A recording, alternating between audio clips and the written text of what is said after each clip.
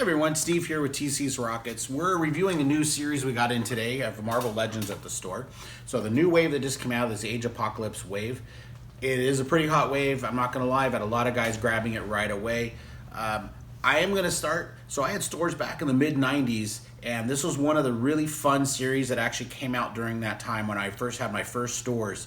It was about 6 months. All the X-Men titles switched over, and it was basically a what-if storyline. And it was just a lot of fun to read. It kind of mixed everything up. And for all the X-Men fans at the time, they got really excited because you just gave us a whole new way to look at X-Men, and you lasted long enough that it wasn't like a one issue and you're like, oh, who cares anymore? It's already over. You let it last long enough that we actually got to enjoy these characters, see them in a different way, and enjoy them. So they did the 6 series, it finished, and over the last years since that time, they've done a few mini-series here and there and a few titles where they've gone back, revisited that universe a little bit, and gone back to that timeline. This is some of the figures from that timeline, and a lot of the X-Men guys have been excited to get this out, so we're going to go down the line and we're going to look at them. I am going to talk briefly that I made a comment in one of the other videos about the amount of plastic that Hasbro uses, because it is a company and it does have to keep its costs in certain ways. So that being said, I am going to talk about a couple of things that were very interesting that I noticed in this wave, because I had made a comment in one of the other videos that we would probably never see another Giant Man or Galactus because of the amount of plastic in those, and that we're just not going to see these size Build-A-Figures anymore. As soon as that video aired and I started talking with some of my buddies, the first thing we had talked about was how cool would it be that if you actually did it over 2 waves, so that you actually could still get one of these big Build-A-Figures again of a large character, but it might take 2 waves in order for us to get it because you need to divide the parts over that much. Now that being said, this is what I found is a very, very interesting little thing that happened in this wave as soon as I got the packages in. I actually would normally start this way because I got 4 figures on that side, but we're going to start on this side because I want to follow in on what I was just talking about. So this is the Jean Grape from the Age of Apocalypse series. Overall, I thought they did a really nice job. The sculpt on it was done very well. The paint's done very well. I like a lot of the details that they've done here in her jacket. A lot of just intricate little detail to make the jacket look like it's from that series, from that time, that they did do a nice job. This is what I was talking about in the amount of plastic. So this is 2 giant pieces to build our new figure that we're going to be building, which is Sugar Man. We're going to do that in another video. But if you look at the package, look, she's not even sitting straight in this package. They've actually shoved her all the way into the corner because they have to make that much room in this container to get that plastic in there. And that's kind of what I'm saying is I think we should be able to get a big figure again. If the public demands it, and if Hasbro wants to take a look, is it worth them putting over a couple series for us to get that large figure?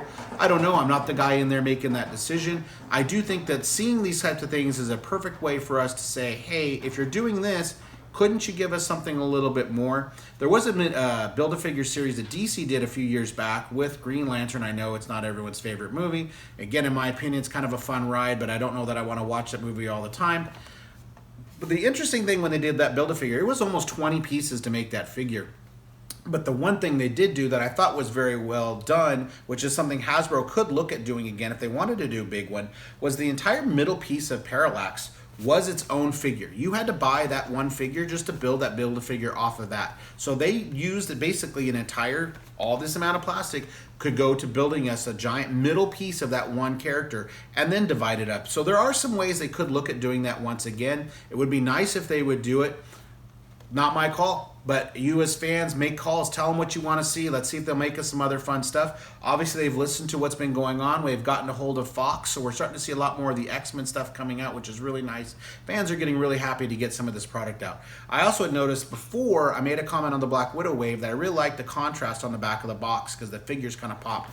The fronts always look the same, and I think the packaging is really nice. I enjoy that, but this doesn't have that little white. The Black Widow wave had a white back, so the figurine really popped on the back, and you could really see the character kind of highlighted on the back of the box. Here it's a little muted in, it blends in a little bit more. Personal preference, I like the fact that the white and contrast really popped. But that's, again, personal, not anything there. Overall, I thought they did a very nice job on this figure. The other thing I noticed, and we're going to go down through the rest of the figures we're going to talk about, is that they actually, when we talk about the amount of plastic and things, I also found it very interesting in this wave because some of these pieces, there's actually a lot of plastic. When we build this figure in the next video, you're gonna see there's actually a lot to it. There's a lot of plastic involved in that mold and what they did, and that's a good thing. They made a really good looking, weird Build-A-Figure, but it is a good looking. The funny thing that I'm looking at as we're going to go down and review is the amount of accessories that came in this series is very low. I made a lot of comments in the Black Widow wave that we had a lot of good accessories for most of the characters and kind of geared them up a little better. And this is kind of the total opposite. So again, we've got some really good Build-A-Figure pieces and large pieces, but on the other side, we're getting not a lot of extra stuff to go with it. So first off, we're going to go to Weapon X. So in this series, back in the 90s, Wolverine actually loses his hand. Obviously still has his claws because they're deep inside of his arm, so he can actually still stick them out.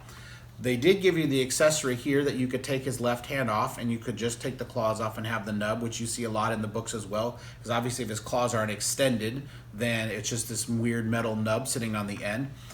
That's kind of my thing there. It's like, there's your accessory. No other hands, no other head sculpts.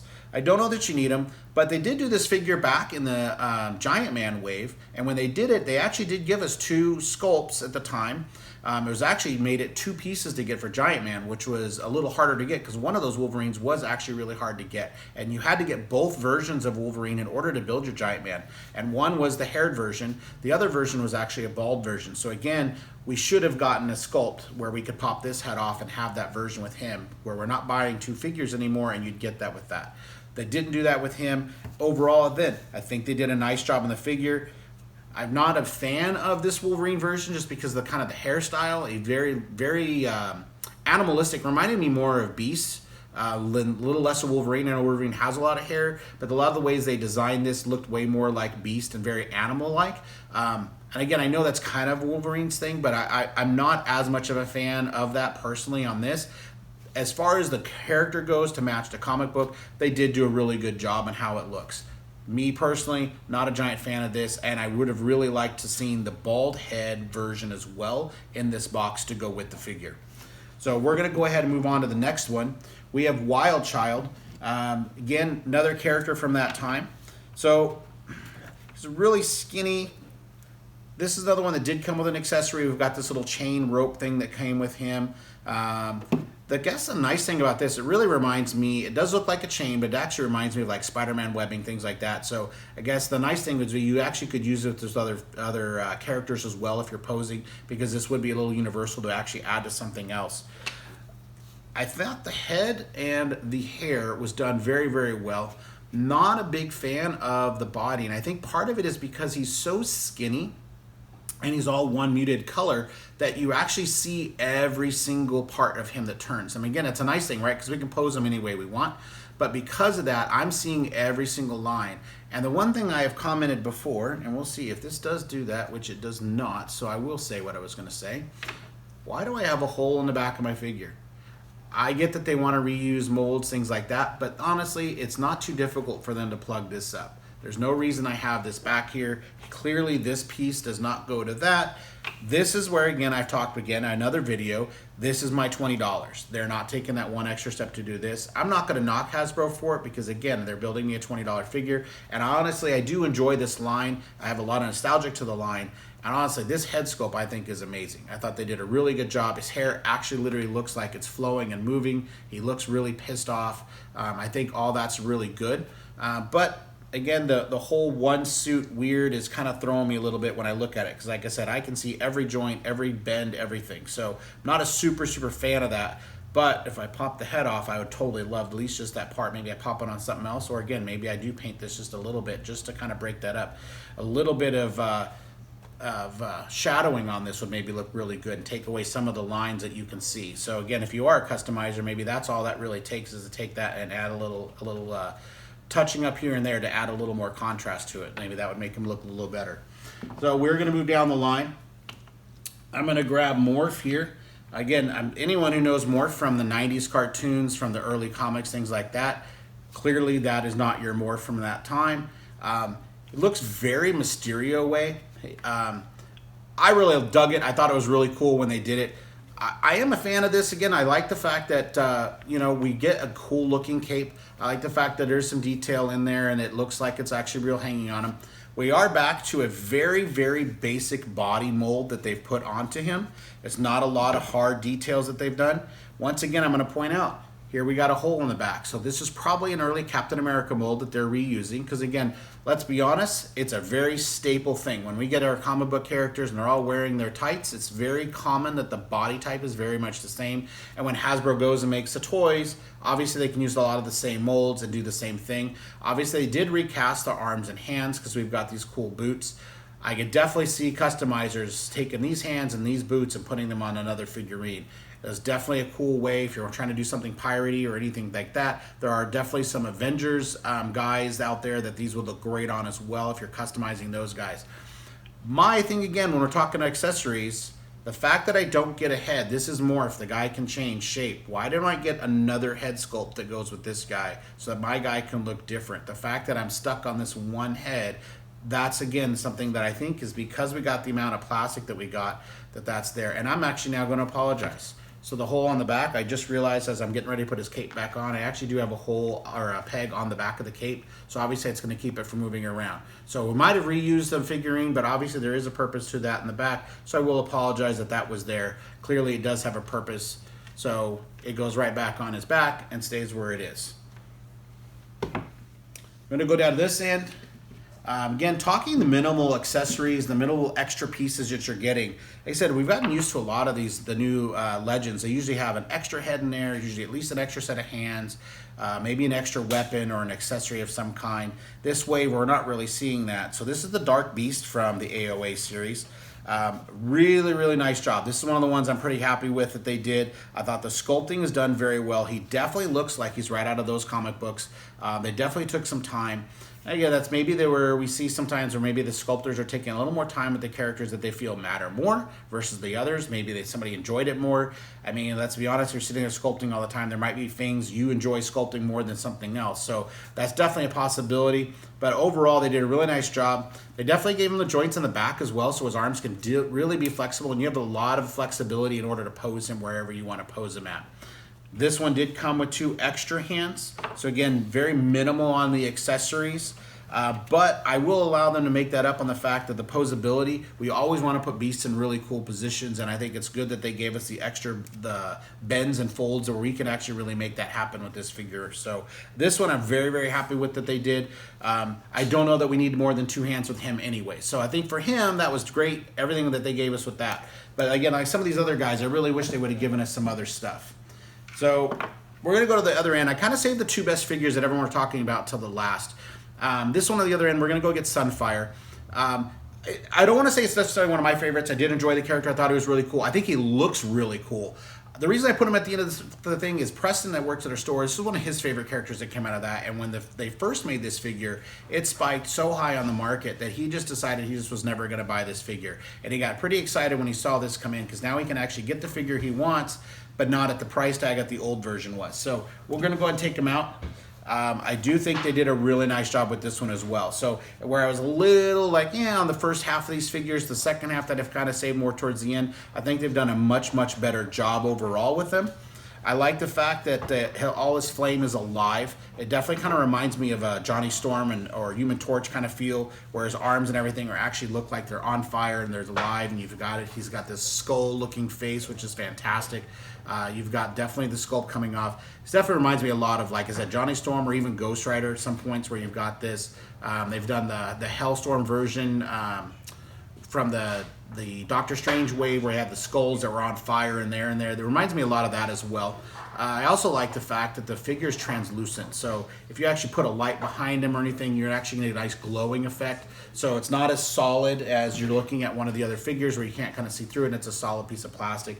I mean, you have a solid figure, but I like the fact that they use translucent to kind of set him up because he definitely looks like that. They've done a Human Torch where he is sculpted, I think, very well, painted very well, but it is still solid. So it does look cool in the way it is, but you don't get that same look where this guy literally kind of just has that look that he's a little bit just on fire as is.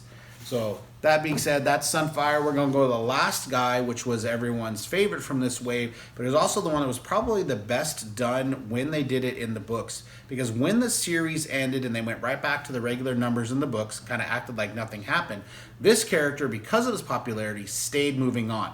So this is the Cable version from then. It's called XMan, and this is the figure for that. But this figure stayed in his own thing. So when they went back to the timeline, so what they did is, so you had Cable, let's say it was in Cable 33. Next issue of Cable all of a sudden becomes X-Man #1, and it would run for 4 issues. So for 4 months, that was X-Man 1, 2, 3, and 4. And then it went back to a closing end arc with a book for the end.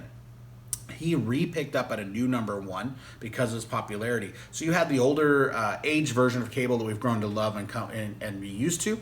This was a younger version that was in that. And like I said, everyone was really happy with it at the time. The stories were done very well. Overall, I am actually really happy. Like I said, I kind of feel cheated that I was kind of picking a little bit on the first, and I'm really happy with the end. Maybe I should throw some at the very beginning that I think is really good and then come back. But honestly, I think they did a really, really solid job. I really feel like this just got picked right out of the comic book. Somebody did a really nice job sculpting. They've got all the nice lines. The jacket feels like it's actually on him. They've got the nice little fire right off of his eye that you see all the time when guys are drawing Cable and stuff, where his eyes just kind of got an energy going. They've got that on the figure as well. Overall, I'm really, really happy with this figure. I'm really happy with the line. I'm happy that we're getting some stuff from our past and that they're starting to dig back into the X-Men and go, this wave has been very popular already, and I think you guys are really going to enjoy it. So get out there, pick it up right at your local stores, check out the figures. I appreciate you guys checking us out. You can click subscribe on the bottom, click like. If you enjoyed the videos, I hope that's a great thing for everybody. Share it with your friends. You can also check us out on tcsrockets.com.